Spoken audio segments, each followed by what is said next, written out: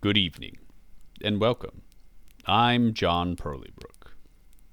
Recently, I read Jack London's short story, To Build a Fire, a fascinating and very primal read. If you've yet to read it, I won't spoil anything for you, but it reminded me of a tale from my own past. A tale of heartbreak, of sorrow, determination, grit, and last but not least, a tale of making a few friends along the way. I invite you to join me on this totally undramatized retelling of this tale, dredged up from the depths of my own aged memory.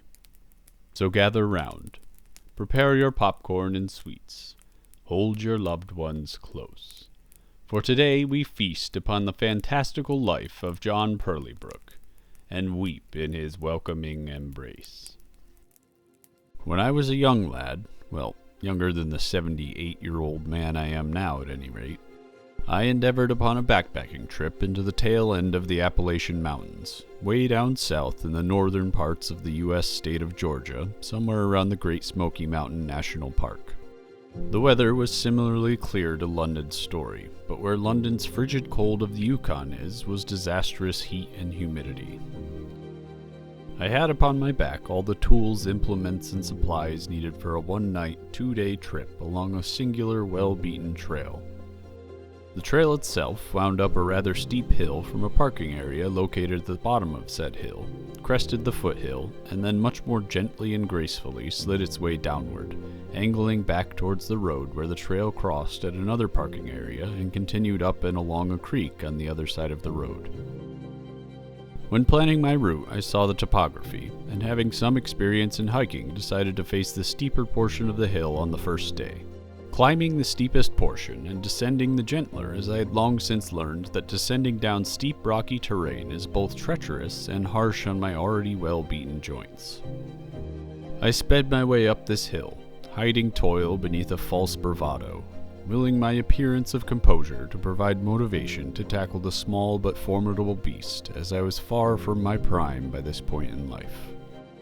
I took a few small rests upon the way up, but not nearly enough, for the heat, and most formidably, the humidity, sapped my strength rapidly. Each labored breath and clumsy, tired footfall brought me closer to the top, closer to the rest I craved, and closer to the gentle sloping caress of the downhill trek on the other side, should I wish to continue on past the peak. For the top of this hill was the first option I had spied as a potential sleeping spot for the night. It was only about a quarter of the distance I'd planned to travel throughout the entire trip, but it was by far the most challenging portion. And so, during planning the route, I prompted the possibility of allowing a night's respite here, early in the day, where the following day would mark the passing of the majority of the miles. Upon reaching the summit, I found no immediate site upon which I fancied spending most of that day and the entirety of the night in. It should also be mentioned that one of my particular peculiarities lies in inertia. Once started on a task, especially one so monotonous and rhythmic as walking, I find it exceedingly difficult to stop said task, even to the point of foregoing previous commitments, bodily functions, or working myself to exhaustion. Tired as I already was, I decided to keep walking. For the call of the rhythm spoke to me far more acutely than did the call of the stone I would otherwise become all too familiar with atop that hill. And so it was that I continued that day, down the other side of the hill, feeling a bit like old Tom Bombadil, my thumbs linked behind the straps of my pack and a pep in my step from the satisfying rhythm of footsteps that scarcely felt my own. I found solace as the foothill at my back afforded some measure of protection from the interference of others intruding upon my singular journey. For in my fervor to reach the top, I had passed all compatriot hill climbers I had met along the way, and they no doubt would linger at the top longer than I. For what was hurdle to be overcome for me was destination for them. Being a frequent enjoyer of solitude, I quickly found my relaxed stride during my trip down the hill. Each step a joy, contrasting the labored footfalls I left behind on the other side. All around a pleasant and relaxing jaunt as reward for conquering the beast upon its other, much steeper, side. Almost as if the hill itself knew its shape, knew to mold itself in such a way that it welcomed those who enjoyed the challenge, and rewarded them in kind should they succeed. Perhaps some spirit of Tom Bombadil truly does linger in those thick, humid woods. Lost in my joyful journey down the gentle slope, I stumbled across the road I had driven down not many hours before. Much to my lament, the road provided the pinprick that burst my precious solitude. I crossed, wary as a deer at dusk, not because there was a danger, but because every step brought me closer to the horde of people I knew lay on the other side. For upon this portion of the trail, not far from the road itself, lay a waterfall. Oh, how the music of falling water calls to the masses of humanity far and wide. From here, until I passed such populated pustule, each step brought me further from the solitude and peace the foothill had afforded. I met many faces upon this section of the trail, families, couples, busloads of screaming children. The cacophony of voices and joy-making piercing my ears like the music of some horrifying orchestra, conducted in such a way that ensured no gentle hill of respite be found on this side of the road. No carefree tune sung by Tom Bombadil, perched upon the wind as it sailed ever over the next rise. Sweet soliloquy perfectly complementing the deep drumbeat provided by the rhythm of the trail. My displeasure was exacerbated by guilt over feeling so hostile towards others who expressed nothing but joy and appreciation for the natural flow of water. I inched my way closer to the scene itself, the sprawling waterfall, that dastardly beast who drew so many with its cool, seductive waters, that life-giving monster who I must also be drawn to. For by now the meager stores of water upon my back had been dry since before crossing that wretched road. I dropped my pack amongst the filth of mirth and partook of the water the same as they. All of us there that day appreciated the life that the waterfall freely gave. The sustaining energy a cause for celebration of her pouring waters that fueled us all.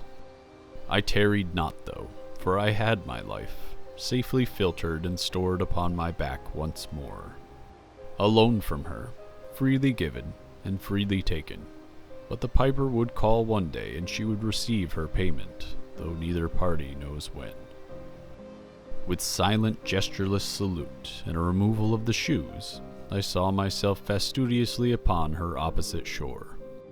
For the water that brought so many to her shores similarly kept the masses safely separated from my solitude by the grace of a treacherous water fording at the peak of those falls. There it was that the trail resumed, though it had never truly stopped, only been hidden by the trampling of thousands of feet, grown, not consumed, to a size far larger than any trail had a right, grown and tended by the guiding life of the falls. The trail, too, had partaken. Upon this side of the waters I found again my love, for solitude once again reared, my ease growing with each passing step further from the orchestral cacophony of life. With my water stores refilled, and a short rest to fuel the rest of my body, I trekked on, up another small hill, the undersized mate of my long-lost serenity that still lay on the other side of the road. I admit here that as my feet fell, step after step, the relief washed my ego away quite concisely, and with it the acute awareness of the body one is prudent to maintain when facing the elements. Much like London's unnamed protagonist routinely disregarded the dutifully announced warning signs of nature, so too did I disregard her nurturing, subtle advice. For I had caught the scent of solitude once again, the similitude with the gentle slope across the road intoxicating my mind, pressing me onward. For I was loath to lose her again, lest I stop for rest and find on the morrow that she has slipped away in the night, off to the other side of the road once more. And so it was that I passed the point I had initially planned as the final resting spot along the trail for that night. Sure that I would find another close by, perhaps just past that next bend, some spot my impulsive, intoxicated mind deemed more fitting based on some arbitrary measure or another. With only the barest recognition, I had succumbed to the sweet seduction of solitude. Tarried in the tantalizing temptation of the rhythmic trail, drank of the delicious drumbeat formed by my ill-determined dance, and traversed nearly all the miles I had planned to trek over the entire trip in a single sweltering day. And so it was that I came to ignore the warnings in my own body, for unbeknownst to me I was suffering from the initial stages of severe dehydration. The headache had been creeping in for some time, though I paid it no heed in my quest for solitude, and then again ignored it that I may guard that seductive solitude in peace. The sweat, so profuse before, had given way to a cold, pallid demeanor upon my skin, likewise unnoticed save in retrospect.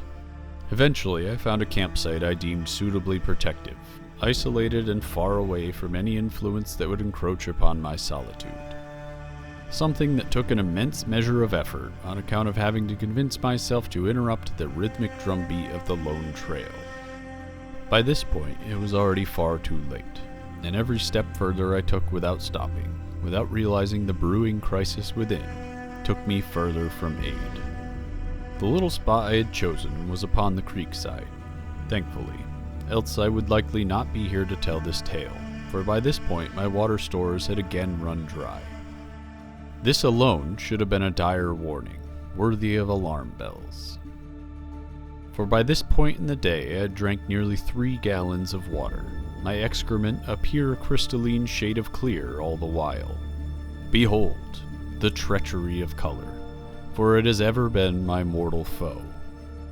Each primal stop along that trail I left behind a pool of nutrients the likes of which no amount of water alone would replenish. The chief source of my exhaustion lay behind, haphazardly seeping into the ground. I had left behind all that I now needed, and as I set up my tent for rest, the signs became clear to me. The drumbeat that had pushed me far beyond my safe capabilities that day receding into clarity of reality. At first, I still did not understand the severity of the situation, and merely filled my water sack with filtered water from the life-giving stream and resumed setting my camp for the night. It wasn't until I breathed life into my bedroll that the nausea hit, the very symptom that nearly spelled my doom.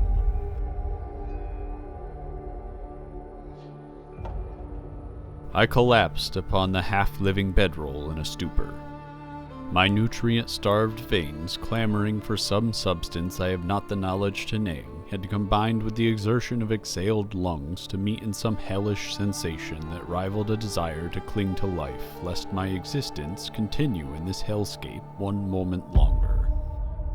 It is here that the frailty of the body is on prime display. For the body craves life above all else, and here it was ready to release it, to renege its promise, to pass on the torch of life unto the very solitude that the mind craved.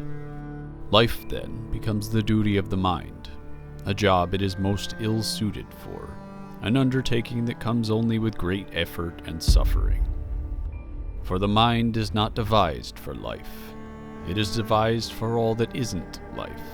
All that we are is as unreal as reality can be. And yet here, with the body curled upon that saggy bedroll, crippled and paralyzed, the mind must act. Food. That the synapses can connect under such conditions, piecing together that this was not merely dehydration, for indeed too much water was the root of the issue, not a lack of it, is an astounding herald of the power of the human mind. The body needed sustenance.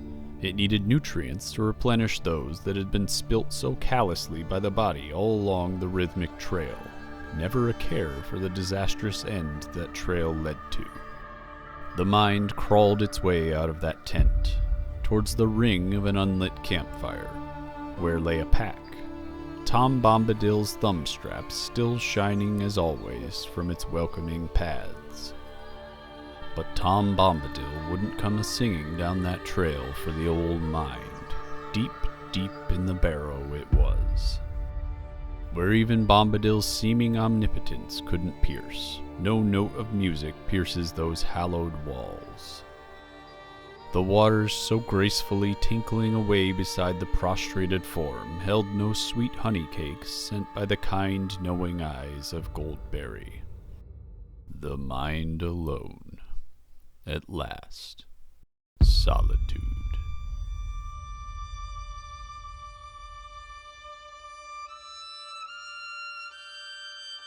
For when the body falters and the great candle of life is nearly snuffed out, when the only remaining bodily desire is to reach out and stifle the last dying ember, accepting misery and embracing it fully unto death, that is when the mind must receive the flame lest it perish forever, to carry it onward that the body may have respite for but a moment. The mind is not so suited to the task as is the body, but it can tend to the flame for a time, when the body is exhausted and destitute. A depraved pity it is, an appreciative gesture, a protective responsibility. But lo, and behold, the body so dutiful, so protective of its meager flame, so stupidly singular in purpose, brought to ruin by such life-giving necessary pittance as water. Such is a detestably pitiable thing, such waste of the animalistic fervor. All the suffering, the lamentations, the ancient unifying instinct of the body. Ages and ages upon end of raging against the dying of the light. Such fervor, such ancestry, such single-minded purpose, such brutish, stubborn, selfish fear to see its meager, pointless flame extinguished amongst an eternity of sunlight. The fear of the misbegotten orphan with lone cherished object. That the mind, so jaded with life, so cold and calculating on its musings of death, finds purpose in the very space the body is so often chastised for.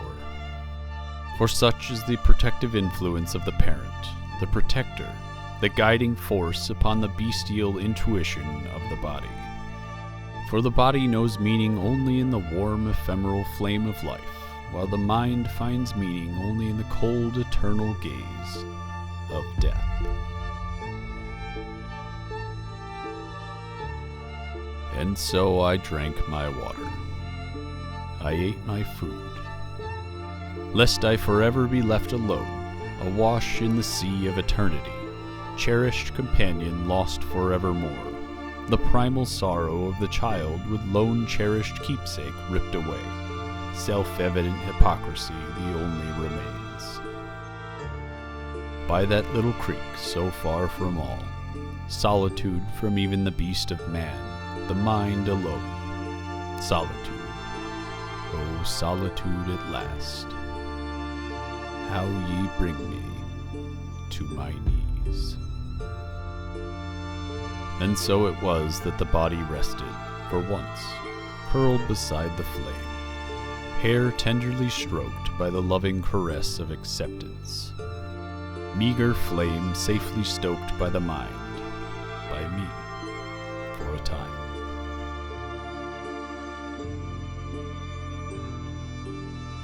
The body rose the next day, childlike innocence once again oblivious to the guiding, loving responsibility of the mind, flame safely accounted for in childlike iron grip.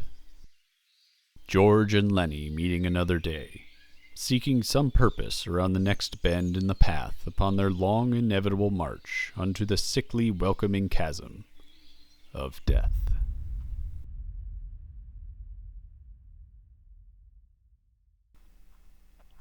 That one was good. Okay. We got one good one.